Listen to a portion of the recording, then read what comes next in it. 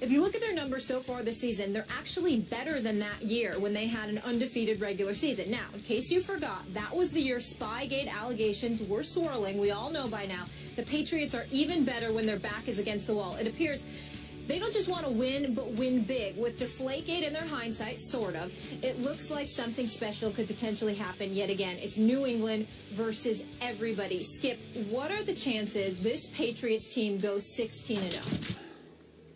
Molly, Stephen A., I don't want to jinx my Patriots by saying they're going to go 16-0. I'm just going to say it's extremely likely. It's extremely probable they will go 16-0 because the great Tom Brady is on an 07-like mission to show the NFL what he thinks of Deflategate. Deflate this.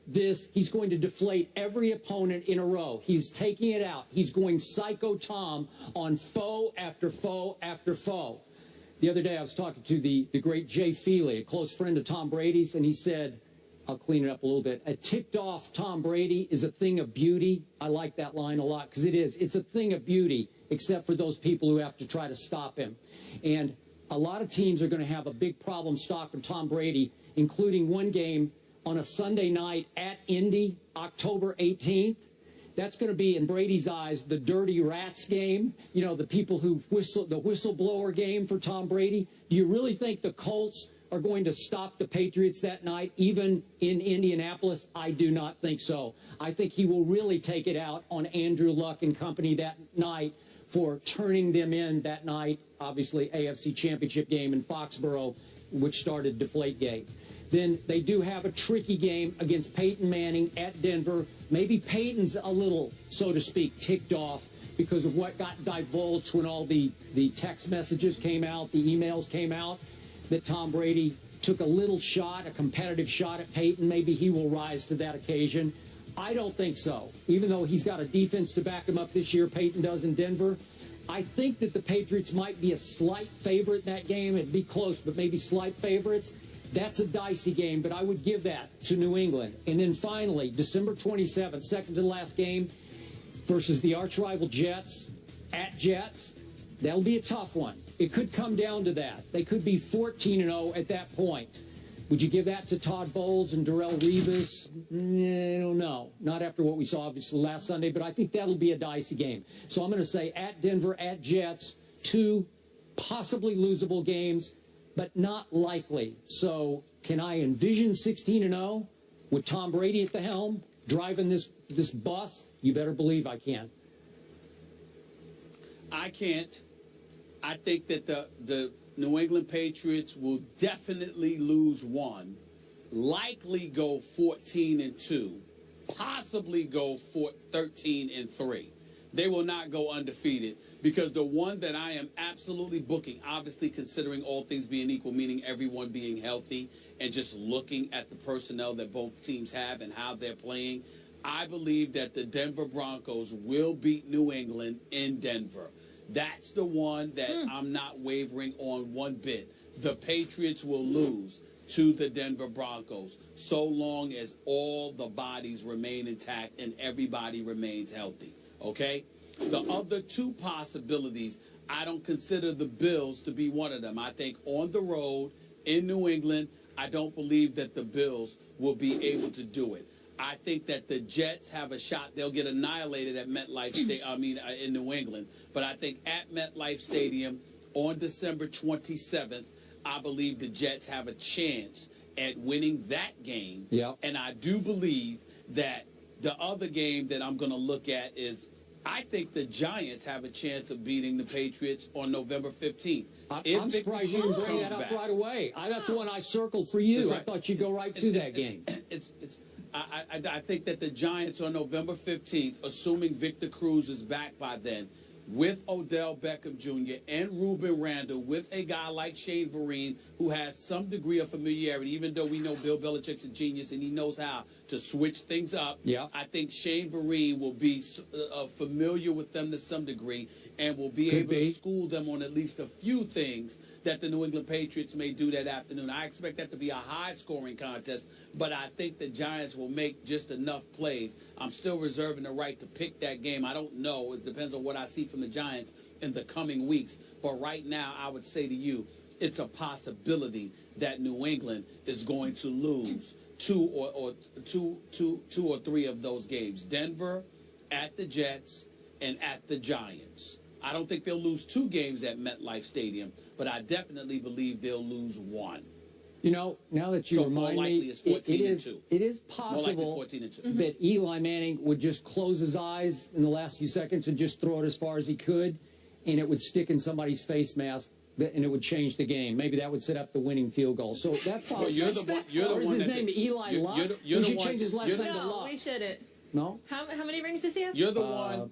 Oh, yeah. 2 lucky rings. How many do He's got 2. Yeah, Tony? Oh, Yeah. I can't remember that. Yeah. You're the one that sits up there and laments Super Bowl championships based on luck. We don't care. We'll take it any way that we can get it. Well, that's the only way you're going to which get you it are from Tom with your Brady. teams as well. Yeah. Damn Whatever. right. Yeah. He ain't winning Super Bowl this year. All right, Stephen A. says the Patriots will go Not if he runs into 14-2. Seattle. Skip says highly likely they'll go 16-0, and I will keep mine to myself so I don't jinx anybody. Thank you. So, completed his 12th career fourth-quarter overtime comeback Sunday, mostly due to the fact that he had time to throw. Now, stay with me here. Luck was pressured on 13 of his 22 dropbacks in the first 3 quarters, including his second interception, but was pressured on just 2 of his 14 fourth-quarter dropbacks. So Luck now has 30 turnovers since the start of the 2014 season, the most in the NFL during that span. Stephen A., are you still as high on Luck? In all fairness and in all honesty, Skip, no, I am not. I still believe that he's a fantastic young quarterback who's got a tremendous amount of promise. And I love his guts. In the fourth quarter alone, what are the numbers here? 11 for 13, 144 yards, 2 touchdowns inside of 59 seconds, thanks to Dwight Lowry's second interception of the game. He showed up when it counted most, and he deserves a lot of credit for that. But these turnovers that he continues to make put Indianapolis in a hole. Now, I've been on the record saying on many, many occasions, they need to help him out. They need to protect him better. They need to get guys out of his face. They need to put him in a position where he can stand back there and throw the football like other quarterbacks have the luxury of doing. And by and large, a lot of the mistakes that he's made, being sacked 100 times in his first 3 years in the NFL, although it dissipated over the last 2 years, is still entirely too many. The amount of hits, he's gotten hit more than any quarterback in the NFL. We get all of that. But knowing this, he still runs out of the pocket, and it ain't just interceptions. He's fumbling the ball when he gets hit. He's scrambling, and he's not protecting the ball the way that he should. And it seemed over the course of a couple of games this season to have become more of a mental issue as anything else. Sort of praying, Skip, that you don't make those mistakes rather than just playing. The first 3 years that he played in the NFL, I just saw a guy trying to overcompensate and make things happen, leading his team to 3 consecutive 11-5 seasons and advancements in the postseason each year. What I've seen this year thus far, with the exception of that fourth quarter on Sunday against Tennessee, I saw a guy that seems mentally warped, literally afraid of the next mistake he's going to make. Wow. I don't see the same Andrew Luck mentally, and he's going to have to overcome that. He's young. It's no reason to panic or anything like that. I'm just acknowledging that for the first time, I'm seeing things that I did not see before, and that has to change if he's going to be the quarterback I and many others profess to you that he is going to be. So you're conceding a little bit that I wasn't just being a hater when I called it a premature coronation of Andrew Luck, the turnover machine that he has been for the past, really, 4 years. Well, I wouldn't go that far because I just said to you that the things that I'm seeing now I didn't see before. I thought when you were saying that before, you were seeing things you wanted to see. I think right now Andrew Luck has made you a prophet, because now the things that you were swearing about, which to me did not exist before, suddenly have come into existence, and I think they're relevant now. Okay, but he did have the second most turnovers in all of pro football to Mark Sanchez when Luck was a rookie. And then that continued into last year, where he had the second most turnovers to Jay Cutler, your favorite quarterback. So I'm just reacting to what I see. I still didn't care about any of that. Okay. I didn't care about that. I care about it now because he's got Moncrief with T.Y. Hilton, with Fleener and those boys, and he's got Frank Gore. He didn't have that before. There's no excuse for him doing it now. He was overcompensating in the past. Now he's just messing up. Okay, but he has been held upright a little bit by the fact that he's played in the AFC South, and he's 17-2 against the AFC South. So that's been his buoy so far in pro football, right? Yep. Okay.